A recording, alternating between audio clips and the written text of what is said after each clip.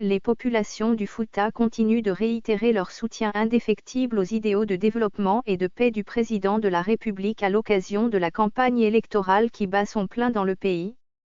Hôte des habitants de Sangaréa lundi, 5 octobre 2020, le ministre Mouktar Diallo, directeur de campagne de la préfecture de Pite et le ministre Maurice Sangaré, chef de cabinet à la présidence, ont été rassurés du plébiscite du candidat du RPG Arc-en-Ciel lors de la présidentielle à venir.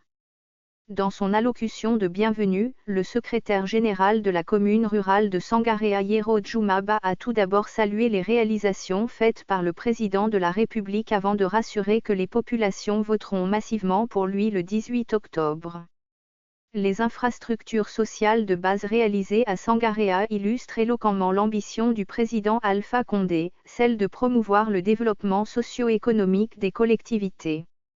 Rien que pour l'année 2019 à 2020, nous avons bénéficié de la réalisation de 2 grands ponts sur le fleuve Konkouré et Kakrima, la construction et l'équipement de 2 postes de santé et la construction de la route Massy-Sangaréa entre autres.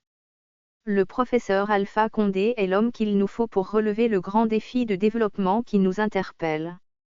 Nous vous rassurons de la victoire éclatante du professeur Alpha Condé le 18 octobre à Sangaréa, a-t-il déclaré.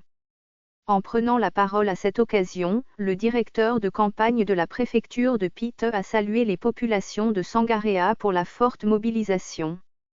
Mouktar Diallo leur a ensuite demandé d'aller retirer leur carte d'électeur pour confirmer la victoire du professeur Alpha Condé dans les urnes le 18 octobre prochain.